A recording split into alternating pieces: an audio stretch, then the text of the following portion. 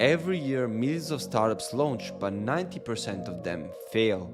Some burn through millions of dollars of cash, and others never really get off the ground. But why? What if I told you that these failures just come down to just two big but simple mistakes founders make? After working almost 3 years in a fintech startup that was valued over 8 figures, I've learned some brutal lessons firsthand. And today I'm going to share with you the two hard truths that can make or break your startup. Things that most founders only realize when it's too late. So if you're thinking about starting a business, joining a startup, or just curious about what really happens behind the scenes, well then stick till the end of this video. And now let's get straight into the content. So here's the first big mistake startups make. They build a product first and then they try to find a market for it rather than the other way around. I've seen it happen over and over. A team of smart people gets together, brainstorms some cool ideas, spends months developing it, launches, and then zero traction, zero interest, no sales. And why? Well, the hard truth is because the market actually never asked for it. Let me give you a real example. So at a startup I worked in, we developed a fintech product that we thought it would be a game changer. The tech was solid, the UI was clean, and we were all super excited. But there was one big problem. Our customers didn't really need it.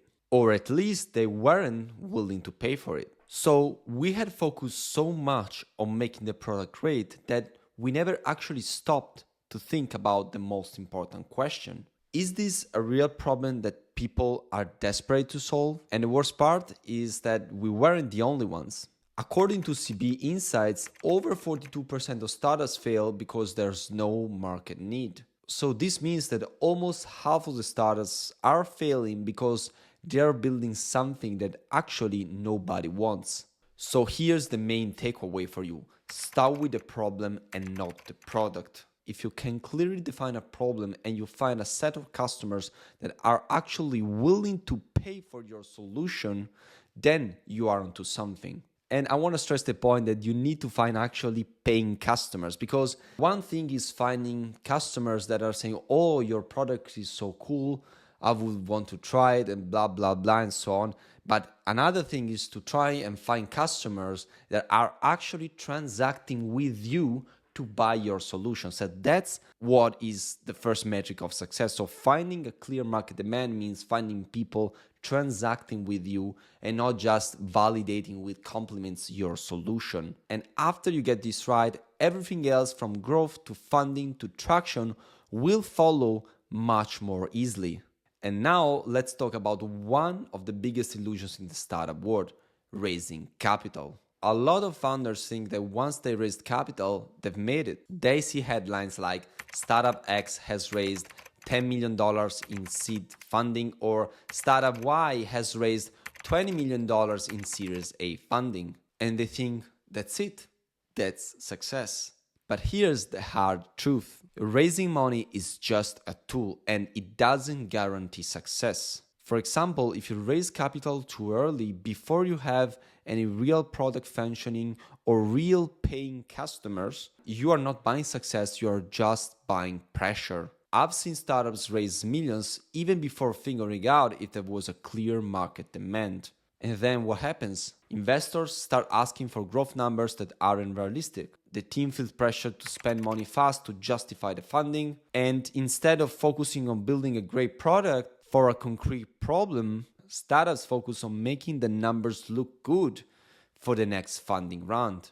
And at the end, the money runs out and the startup collapses. So what should you do instead? So bootstrap first. Build the first version of your product with your own resources and find the first batch of paying customers. So in this way, you are proving demand because you're finding for your product customers that are actually willing to pay for it, transacting with your product and your solution. And you can use this as leverage to negotiate when you're actually going into funding and raising capital for your company. And for you as a founder, when you raise capital, if you have bootstrap first, prove demand, and already have some revenue coming in, well, you can have better valuation for your company, which is a better deal for you at the end, better conditions, and in general, less risk of losing control of your company, and overall, a way better business deal for you. Rather, if you were to raise funds even before having a product and even before having paying customers.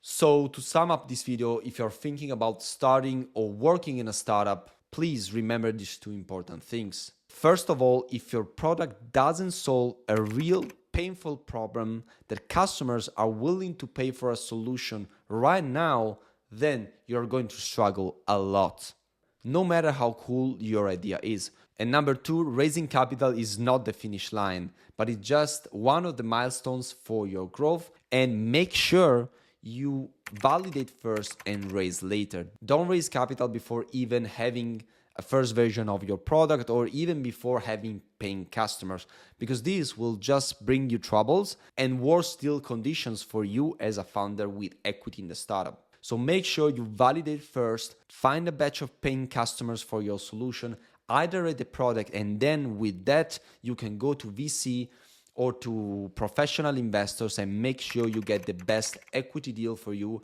and you scale the startup further. And if you get these two things right, I'm sure that your startups will already be on the track to success. So guys, if you find this video valuable and you want to see more content about the startups world, make sure to leave a like and subscribe, and see you on to the next video.